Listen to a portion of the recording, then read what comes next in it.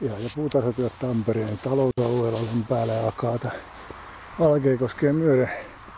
Täytyy sanoa, että tämmöiset haastavat pusikot, missä on pitkää vuohenputkea, niin siinä ei pelkkä lankaleikkuri ja moottorisahakaan riitä, vaan tässä käytettiin tällaista oksasahaa. Täällä oli kuollutta omenapuustoa, kuten näkyy jonkin verran kuolleita oksahaaroja. Tässä on vieläkin moottorisahalle töitä.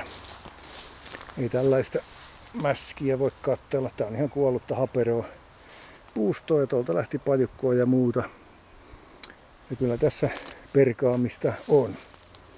Mutta kuten näette oksistoon, niin kuollutta on ja sitä saisi leikata enemmänkin. Ja niin homma jatkuu. Talonmies puutarhapalvelu pihatyöt Tampereen talousalueella. Ottakaa yhteyttä talonmiespalvelu@gmail.com. Se on moro. Puhelin tai juuri hommissa kuulee. Tänne on turha puihin pistää tämmöisiä hirttonarvia. Lopputulos, että puihin tulee tämmöiset syvät uranteet ja tämmöiset narut hyvä poistaa. Paljon on kuollutta ja vielä on paljon leikattavaa. Näin. Se on moro.